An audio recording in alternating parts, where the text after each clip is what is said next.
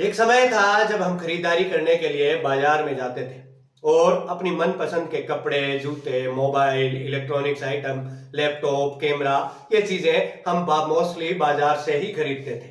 परंतु एक समय ऐसा आया कि सारी चीजें हमें ऑनलाइन मिलने लगी। हमें कहीं बाहर जाना नहीं होता, हमें सीधा का सीधा घर पर चीजें डिलीवर हो जाती हैं।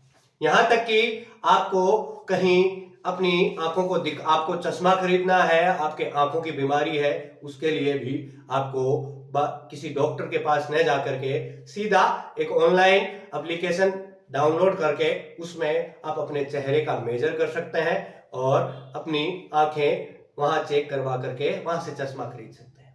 ये सारी चीजें ऑनलाइन हो रही हैं। आपको दवाइयां चाहिए, आप ऑनलाइन में चले जाते हैं। आपको कोई सामान खरीदना है, वो आप ऑनलाइन खरीद सकते हैं। इससे ऑफलाइन के जो व्यापारी थे उनको एक बड़ा नुकसान झेलना पड़ा था। लेकिन अभी वर्तमान समय में ऑनलाइन कंपनियां जो हमें सामान उपलब्ध करवाती हैं, उनको भी एक बड़ी समस्या से गुजरना पड़ रहा है। वो बड़ी समस्या क्या है मैं आपको बताता हूं। हमने इसके ऊपर एक डिटेल पूरी जानकारी हासिल करी है और इस रिपोर्ट को आपको बताने का प्रयास कर रहे हैं। ऑनलाइन से हम ऑनलाइन से चीजें मंगाते हैं, उसका पेमेंट 2-3 प्रकार से होता है। या तो हम क्रेडिट कार्ड से पेमेंट करते हैं, या डेबिट कार्ड से करते हैं, या फिर ऑनलाइन यूपीआई से पेमेंट करते हैं, या नेटवर्क बैंकिंग से पेमेंट करते हैं। वहीं उसके नीचे एक ऑप्शन और होता है, कैश ऑन डिलीवरी। जब सामान हमारे पास आता है उस वक्त पर हम वो सामान लेते हैं और अगले को हम पैसा देते हैं। वो कैश ऑन डिलीवरी हम लेते हैं और अगले को पैसा देते हैं। हमें सामान मिला, अगले को पैसे मिले, वो पैसे अगले दुकानदार तक पहुंच जाते हैं और मामला सुलझ जाता है। परंतु यदि ऐसा हो रहा होता तो दैबम्बार्ट के स्पेशल चीजों में ये जानकारी हम लेकर नहीं आते।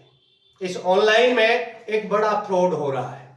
ये ऑनलाइन बड़ा फ्रॉड हो रहा है जिसके ऊपर बहुत सारे लोग इस ऑनलाइन फ्रॉड को अपना रहे हैं, इस ऑनलाइन फ्रॉड को कर रहे हैं।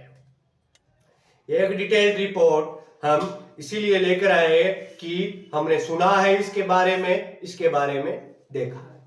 कई कंपनियों ने अब सीओडी देना बंद कर दिया है। लेकिन बेसिकली क्या होता है ये पूरा डिटेल हम बात करेंगे, पूरा डिटेल हम देखेंगे। तो मैं हूं आपका दोस्त कपिल बाटर और आप देख रहे हैं दैबम्बार्ट। दैबम्बार्ट में आप देख रहे हैं ऑनलाइन जालसाजी का एक तरीका। ऑनलाइन जालसाजी कैसे करते हैं लोग। अब हमने बात यहां तक करी कि हमने ऑनलाइन सामान मंगाया, पेमेंट किया, बात खत्म।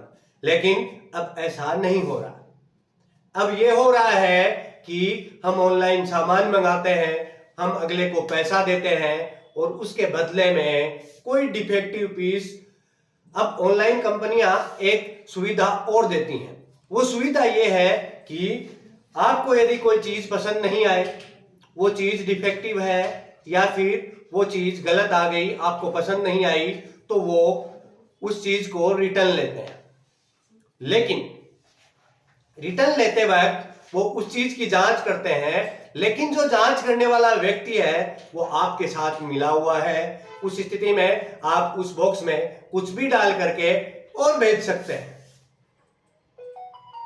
और बदले में आपके पास रह जाती है वो चीज। यह है एक नया जालसाजी का तरीका, ऑनलाइन फ्रॉड का एक तरीका। ये बेसिकली होता कैसे है और हमारी लिस्ट में ये शामिल कैसे हुआ, इसके बारे में हम बात करते हैं कि क्या होता है कि जब आपने सामान मंगाया और सामान मंगाने के बाद में उस सामान को आपने लिया और उस सामान को लेने के बाद आपने उसकी जगह कोई दूसरा सामान डाला और जो डिलीवरी बॉय आपसे सामान पिकअप करने के लिए वापस आता है, पिकअप करने के लिए जो पिकअप बॉय आपके पास आता है उसको आपने 150 रुपए या उसको इस जुर्म में शामिल भागीदार बना लिया, तो वो इस जुर्म में आपका भागीदार बनता है और वो अपना सामान ले लेता है। और क्योंकि अब उसका भी उसमें हिस्सा है। यदि आपने 3,000 की चीज मंगवाई तो उसमें आपको सिर्फ 1,500 रुपए देने होंगे और आप बदले में दूसरा सामान डाल देते हैं। इन स्थितियों में वो सामान वापस कंपनी के पास चला जाता है या फिर जिस सेलर से आया है वो उसी सेलर के पास चला जाता है। परंतु एक समय आता है कि किसी न किसी चीज का पाप का घड़ा बढ़ता ही है और वो फूटता भी है, और एक समय आता है जब ये जालसाजी खुलती है। ऐसा कई बार आपने भी अखबारों में पढ़ा होगा और मैंने भी देखा है कि ऐसी कई लोगों पर कार्यवाही हो चुकी है। कोई एक कंपनी है, कोई एक दुकान है, वो कितना फ्रॉड सामान भेज सकती है।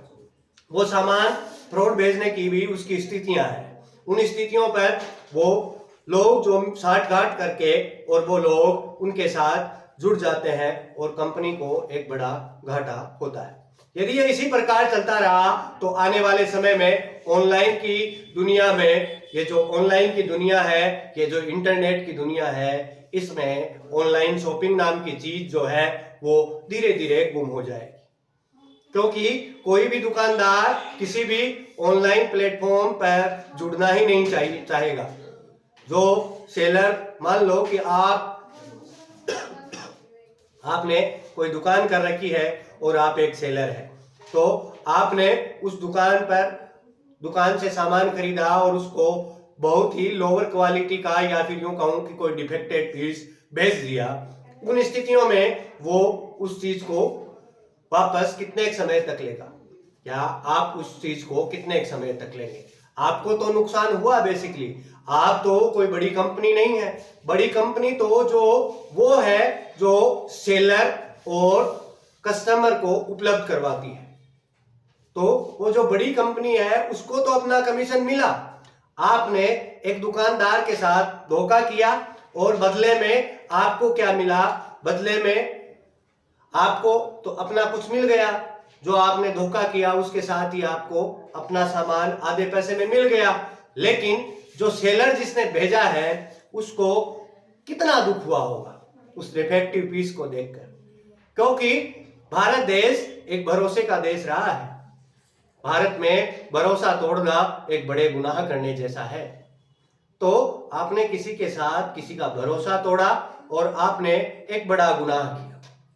अब आपको ये देखना है कि स्थितियां क्या है और क्या नहीं, और सरकार को भी इनमें बड़े कदम उठाने चाहिए और एक मजबूत शक्ति से कानून लागू करना चाहिए, ताकि जो सेलर है उनको इस चीज की बड़ी समस्या ना हो, जो सेलर है उनको भी नुकसान ना हो।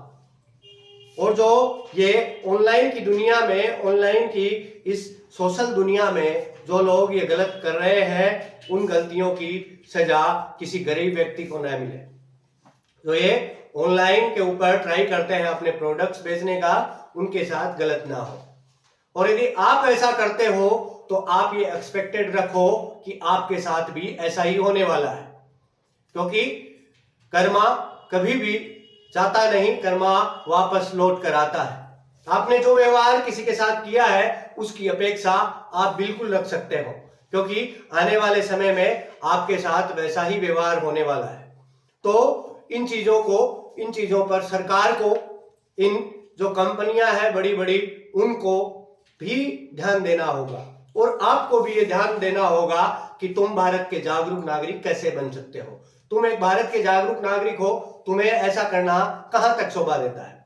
तो इन चीजों के बारे में सोचना समझना, और यदि कोई ऑफिशियल टीम इस वीडियो को देख रही है तो इस ऑफिशियल व्यक्ति से मेरा निवेदन है कि ऐसी चीजों पर तुरंत प्रभाव से कार्यवाही होनी चाहिए, ताकि आने वाले समय में ऐसा ना हो। आज के लिए इतना ही।